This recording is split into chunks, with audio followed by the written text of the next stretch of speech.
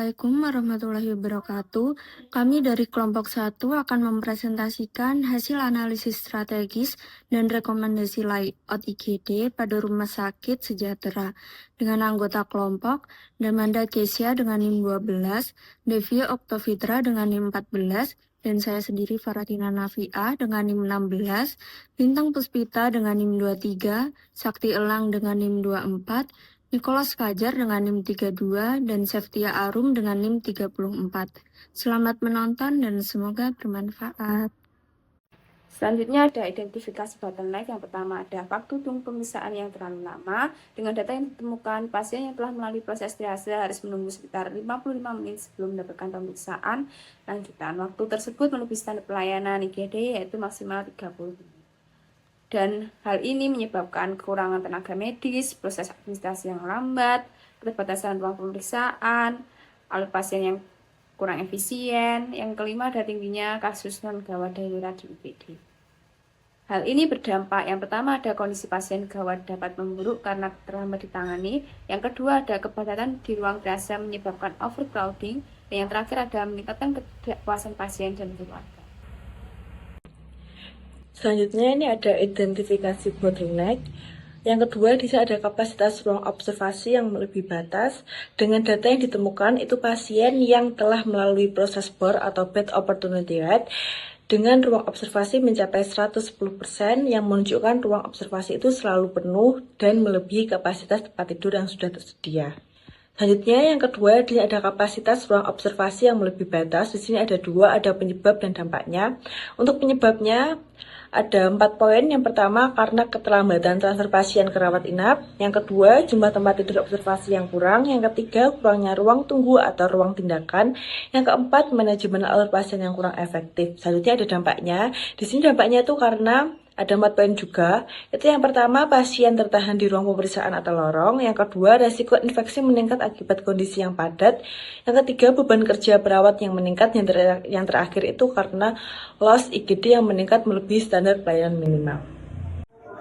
Oke, baik. Untuk selanjutnya merupakan dokumentasi dari IGD serta beberapa keunggulannya. Untuk keunggulan yang pertama adalah akses penanganan pasien kritis menjadi lebih cepat. Hal ini bisa terjadi karena dapat dilihat bahwa zona merah resusitasi dan juga zona merah bedah berada pada bagian depan IGD atau dekat dengan entrance IGD dan juga ruang triase. Dengan begitu, pasien akan dengan mudah dan cepat akan mendapatkan tindakan, terutama untuk pasien kritis. Lalu keunggulan kedua adalah pengawasan pasien lebih optimal karena tata letak atau posisi dari nurse station tepat berada di tengah-tengah IGD. Dengan begitu, perawat akan mendapatkan visibilitas secara efektif. Untuk keunggulan selanjutnya adalah resiko penularan silang yang berkurang. Hal ini bisa terjadi karena adanya pemisahan antara jalur masuk pasien untuk pasien khusus pasien IGD dan juga jalur umum, yang mana untuk entrance IGD ini adalah jalur utama untuk pasien IGD yang dikhususkan untuk operasional IGD itu sendiri. Lalu untuk jalur umum ini bisa digunakan untuk semua pihak, oleh staf, pasien, atau juga pengunjung yang berkepentingan. Dengan begitu, pelayanan dapat lebih efisien dan sesuai dengan standar IGD rumah sakit secara ideal. Oke, baik. Selanjutnya pembahasan terkait layout dengan spesifikasi dasar. Yang pertama ada ukuran bangunan 34,1 meter dikali 23 meter. Yang kedua ada skala denah 0 sampai 50 meter. Yang ketiga, arah utara berada di bagian bawah denah. Dan yang keempat, prinsip utama yaitu pasien dengan kondisi paling gawat ditempatkan paling dekat dengan pintu masuk dan tenaga medis. Selanjutnya ada area masuk dan administrasi. Dengan yang pertama ada entrance, instalasi gawat darurat atau IGD terhubung langsung dengan ruang triase untuk mempercepat penilaian awal pasien. Yang kedua, ruang tunggu dipisahkan dari area tindakan darurat agar alur pelayanannya tidak terganggu. Yang ketiga, tempat pendaftaran berada di jalur umum sehingga administrasi tidak menghambat pasien gawat darurat.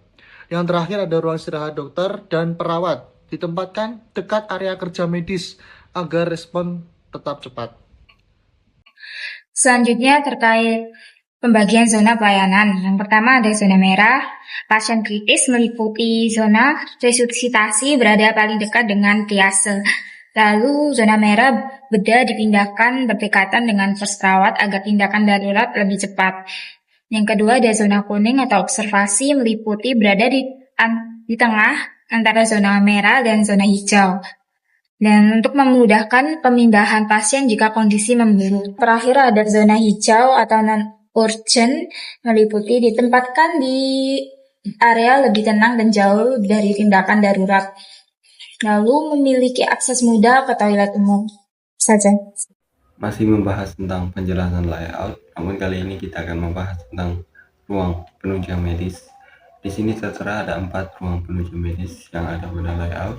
Yang pertama, pos perawat ditempatkan di tengah sebagai pusat pengawasan utama. Yang kedua, ada ruang ponek ditempatkan di tempat yang mudah dijangkau oleh tenaga medis dekat dengan pos perawat. Yang ketiga, ada ruang isolasi dipisahkan dari area umum untuk menghindari penularan silang, namun tetap mudah dijangkau oleh pos perawat. Yang terakhir ada toilet dan pintu keluar darurat ditempatkan di sisi kanan untuk mempermudah akses dan evakuasi. Selanjutnya ada alur pergerakan pasien. Di sini ada proses yang pertama yaitu zona merah. Pergerakannya langsung menuju ke area kritis. Proses kedua yaitu pada bagian zona kuning. Ini menuju ke area observasi. Proses ketiga yaitu zona hijau. Ini menuju ke area non-urgent. Dan yang terakhir proses keempat yaitu area umum. Ini dipisahkan dari jalur tindakan darurat. Baik, selanjutnya dasar regulasi. Yang pertama ada Permenkes nomor 47 tahun 2018, yaitu mengatur pelayanan kegawat daruratan di IGD, termasuk pelaksanaan triase untuk menentukan prioritas pasien sesuai tingkat kegawat daruratan. Yang kedua ada Permenkes nomor 40 tahun 2022, yaitu mengatur standar tata ruang, akses pelayanan, dan fasilitas rumah sakit agar pelayanan lebih aman dan efisien. Dan yang ketiga ada Keputusan Menteri Kesehatan nomor 2022, yaitu mengatur standar akreditasi rumah sakit seperti screening awal, sistem triase, dan juga prioritas pelayanan pasien darurat. Baik, sekian dari kami. Kurang dan lebihnya mohon maaf. Wassalamualaikum warahmatullahi wabarakatuh.